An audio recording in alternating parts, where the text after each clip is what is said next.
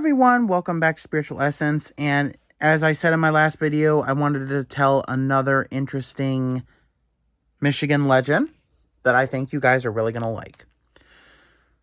So, the legend goes that there was a young woman and a young man. The young man was named Jacques, and the young woman, her name was Genevieve. They were lovers, and according to legend, she was leaving for a convent in Canada within the next 3 days. And of course, her lover Jacques was distraught over this. So he sought out a witch, and sometimes the legend says he sought out an Indian, but the bulk of the story says that he sought out a witch. And he sought this witch out for the purpose of finding a magical way to keep her with him.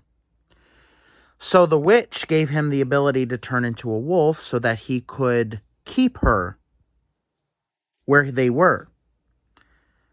So one night he turned into a wolf and he pursued her. She ran to the shores of St. Clair, and upon a hill there was a statue of St. Mary.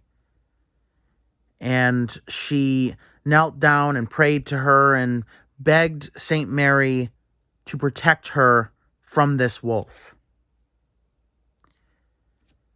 So the wolf pursued her, ran at her.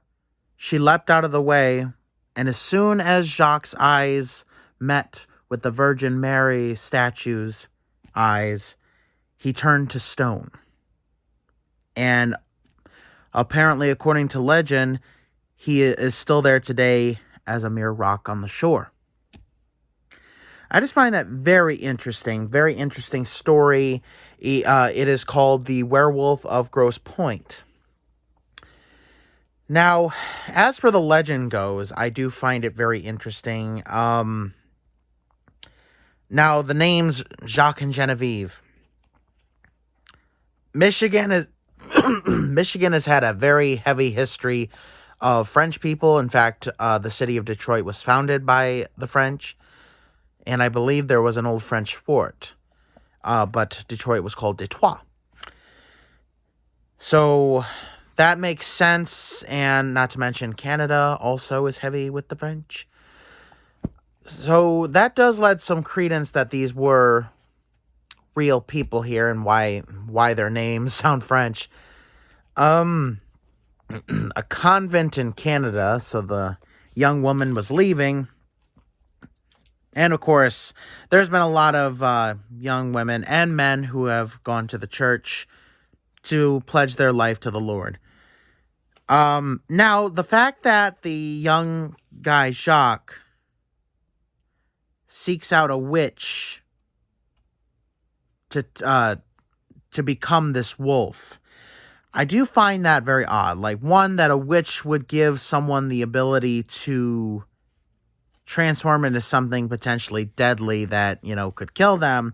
Or, the fact that even if a witch knew how to do this, would share it with someone else willingly. Even if they were, even if he paid her,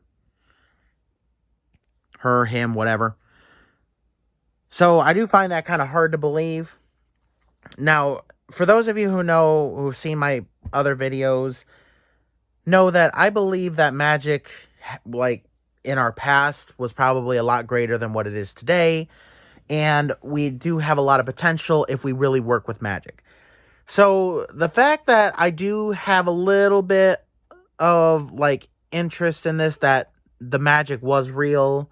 I do believe in shape-shifting. I believe that people do have the ability to turn themselves into animals if they really focused in on their energy. As for werewolves, I don't technically believe that werewolves themselves, with the certain people turning into the moon, and turning to the moon and then becoming wolves. I'm not sure about that. The wolf theory is very interesting. But But, of course, there's a lot of things in this world that we don't know. Like, I believe in vampires. I don't know about werewolves, but anything is possible.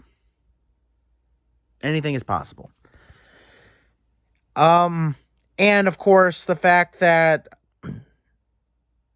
there's a statue on a hill by the shore. And I'm just thinking I know I'm kind of nitpicking this legend here, but just hear me out. So, by the shore on a hill, there is a statue of the Virgin Mary. Out of all the places to put a statue of the Virgin Mary, a church, maybe a courtyard, town square? No, let's put it on a hill by the shore. St. Clair Shore.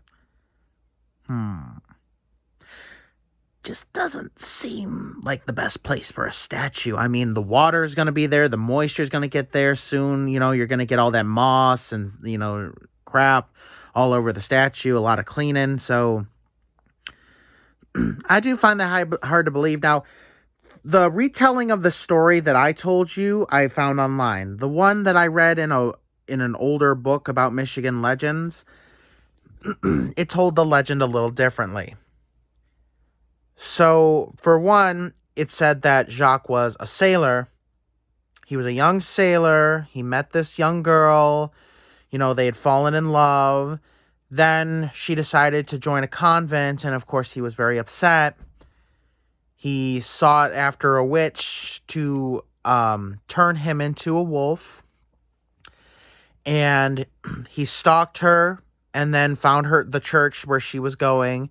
Then one night, on a stormy night, he turned into his wolf form and he stalked her as she was praying and kneeling down in front of a statue of the Virgin Mary in her church. And when he leapt for her, she got out of the way, and his eyes gazed at the statue, and he turned to stone. And the people in the church decided to put his statue by the shore. So this wolf statue by the shore. So I do find that very interesting. Of course, legends change from ear to ear. I understand that. So it's kind of hard to, get the truth from that. But I do think it's still a very interesting legend. The Werewolf of Grosse Pointe. If you never heard about it, look it up. It's a very interesting story. And it might have a little bit of truth in it. I believe all legends do. It's just finding out which parts have the actual truth is very difficult.